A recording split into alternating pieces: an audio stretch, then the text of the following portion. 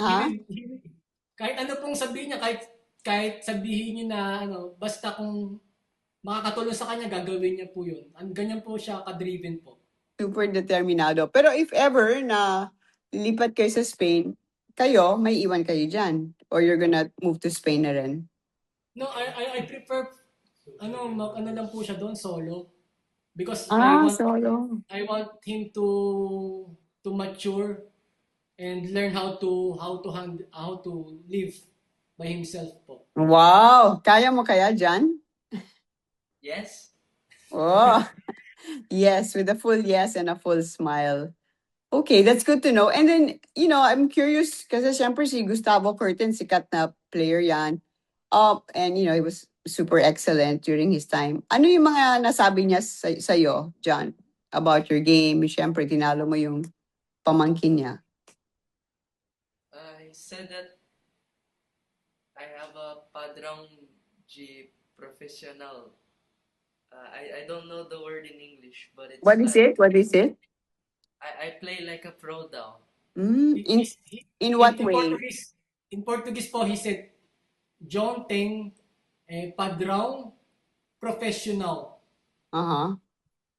In English, is roughly translated as John has a profile of a pro. Or Mm. like, he has what it takes to be a pro. Bakit niya nasabi yon? In what way? Ano yung mga characteristics na nakita niya sa'yo? Sinabi ba niya?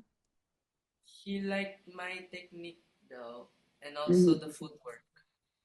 Okay. So yung technique nyo, you learned that from Coach Marcio Carlson. Uh, Hindi po. Ano ba? Bata pa po yan, talagang nag-nerd out na po siya sa technique eh. Ang Nerd talagang, out? opo, talagang inaano niya to the smallest detail. Kailangan perfect yung forehand niya. Paano mo Kaya nasa, pinag-aaralan? You watch videos? yes po. I Ano? like to watch videos of Federer. So you really pinag-aralan mo talaga yung forehand ni Federer. Yes po. kaya ano po yan, kahit makahit ng winner sa Mm. laro, basta hindi perfect yung ano, kahit winner na siya, pero hindi perfect yung pakiramdam niya, hindi perfect yung palo niya. Hindi po matutuwa yan. Kailangan talagang ano, to the T, Wow. perfect. Ano po yan, perfectionist po yan. That's great. So you said, Ulysses, ang next plan nyo to play for the Philippines. Sorry, to play a tournament in the Philippines, right? Junior. Okay, so hopefully this year, no? And then, isa sa mga susunod na goal mo is gusto mo siya sana mag-training sa Spain. Mas okay kaysa sa dyan sa Brazil.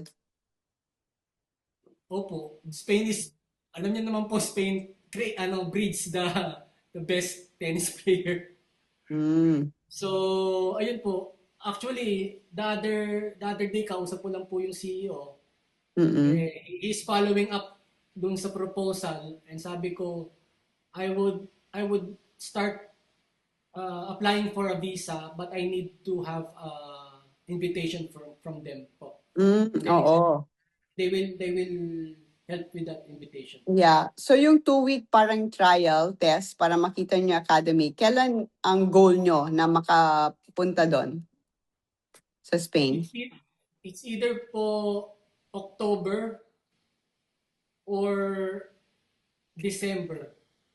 Because we're considering po nga to go there to the Philippines to join the PCA Open.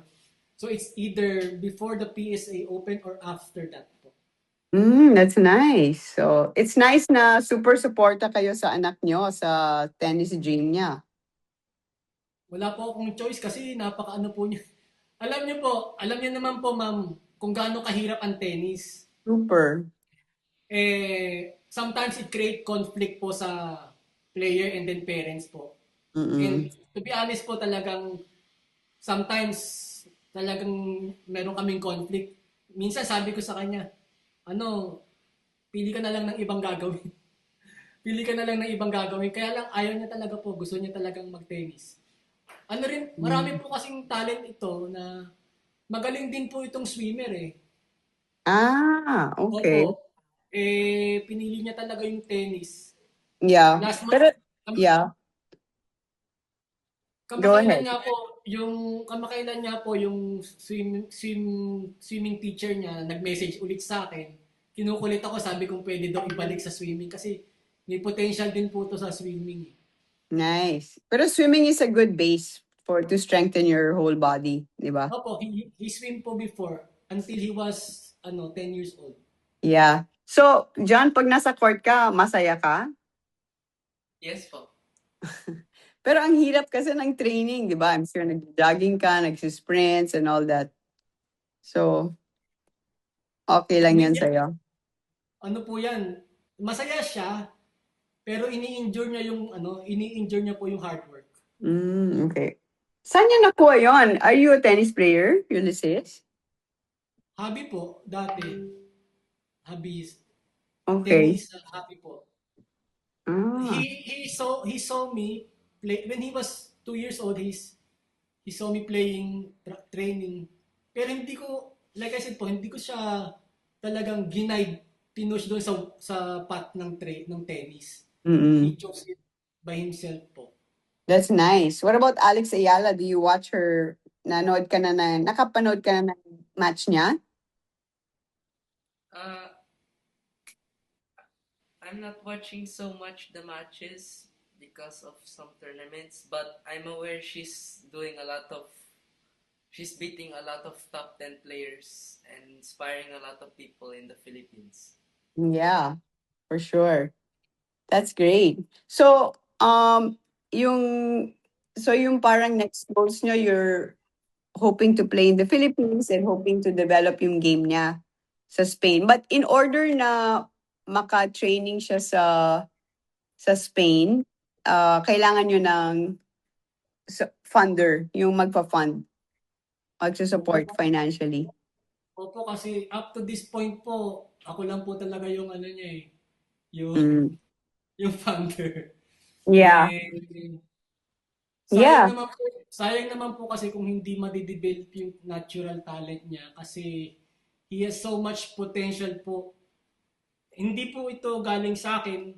Nasasabi ko po ito dahil sa mga taong nagsabi na he has the potential. Like, gaya nga po sabi ko sa inyo si Gustavo Kuerten and even po si Rick Macy, he saw his videos po.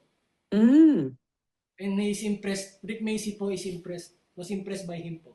Wow. Yung nga, sabi mo yung mga videos niya, million views, hundreds of thousands of views. Opo, sa Facebook po, nagpumutok po yung Facebook page niya po. That's nice. Do you have some friends who play tennis there? Sino mga kalaro mo dyan? I have some friends who train with me here in Lagoa, the club's name. Ah, okay. And then, so you train sa clay court lagi? Yes po. Sometimes in hard din po. Sa hard court din? Opo. Oh, okay. Yung game niya po, mas suited po sa hard court. Power. Mukhang power game. No? Ano po to, ma'am, you have to see him play po. Iba po siya. No, I saw his videos. But syempre, iba yung sa, Iba po yung live po. live. Yeah, I would love to see it. Yeah, like I said, I was very impressed with the movement sa video. Right? And then now I can see that you're really passionate, which is super important to succeed in tennis kasi napakahirap ng training. Kung hindi mo gusto, talagang mahihirapan ka talaga. Pero nakapunta ka na sa Pilipinas, John? Hindi po. Hindi pa. Hindi ka pa dinadala ng daddy mo first time, if ever. Kaya nga sobrang disappointed siya nung hindi kami Oh my pinayari. gosh, grabe. So, alam niyo po, natalo siya natalo siya nung finals. Sa recent sa state championship. Pero hindi siya masyadong dinibdib kasi nga we're supposed to go to the Philippines. He's so excited. Grabe naman yan. Suspense. Maghihintay pa. Hindi ko alam kasi nagbago na yung policy nila na for the Oo box. nga eh. Pero kumakain ka ng Filipino food dyan? Yes po. Ano yung mga favorite mo? I like adobo and sinigang. Yeah. So, sino nagluluto ng mga adobo sa sinigang? Ako po. Are you also cook? Wow naman, ha? Galing. Ano That's po, nice. intact po ang ano niya, intact po ang Filipino values po diyan. That's I make nice. sure I make Ha? sure po na ano na hindi siya detached sa ating mga ano, sa values and sa culture ano natin po. Sa Filipino That's culture. nice. That's nice. So, He even watch Dolphys ano videos. yeah, I'm excited to see you play. That would be really good. So, sana sa November, no? Yes We po. also have an ITF junior tournament in November, actually. Yun nga po, Ay, ma'am. teka, December, but I think you have to be 14 eh. Are you going to be 14 na? Yes po. Actually, ma'am, ano po, 13 po pwede na mag-ITF eh. 13 pwede na ba? Okay. Kaya lang nakita ko dun sa pinost kasi ng Philta na Mm-mm. merong ITF J30 sa November and December. Yes.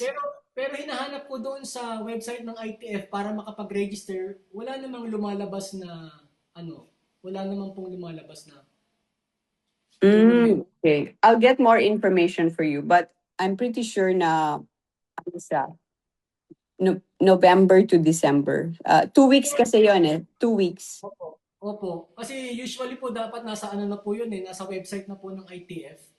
Yeah. Yun nga po ang plano, PCA, tapos, and then 2 weeks of ITF po. That's fantastic. That would be his very first ITF po, kung magkakataon. That sounds like a good plan. Okay, so I'm excited to meet you and thank you for this time. And I'm gonna be watching more of your videos. And yeah, thanks. Maraming salamat sa desire mo na maglaro para sa Pilipinas. Kasi syempre, ngayon super sikat na yung tennis ngayon. And yeah, si Alex really opened the door para makilala yung mga Pinoy sa tennis. So sana hindi lang sa babae but sa lalaki. The men's of course is super tough. Like I think like diba, mantatangkad kasi ng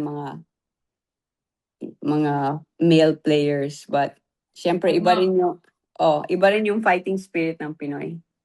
opo, but I know the competition is harder po sa ATP. But once you see him play, you will have hope po. That's good, of course.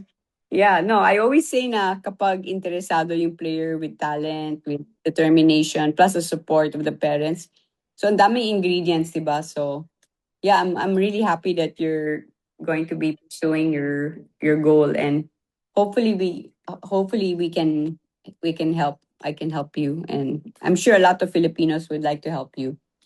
Kailangan lang po talaga namin ng proper support po. Just proper support. Meron na siya po, talent and hard work. Yan lang po ang aming maipapangako. Hard work. At suporta, kailangan po namin para ma-realize po yung full potential po ng bata na ito. Pero kung uniko iho yan, nag-iisang anak, hindi ka ba malulungkot dyan sa Brazil kung ang anak mo ay nasa Spain at malayo sa'yo? Hindi po.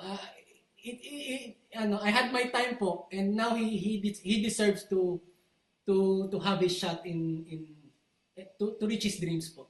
Oh. Okay. We're cheering for you. Thank you po. Ma'am, we appreciate po your time. It's an honor po para sa amin na ma-interview nyo. We know that you are a tennis legend po. Legend. It's our honor and privilege po na makausap. Oh no, I love talking to you. I love talking to mga passionate tennis players. Maraming salamat, Mabu. I'm super excited to see you when you come to the Philippines. And I'll watch more of your videos after this. Thank you po. Maraming salamat.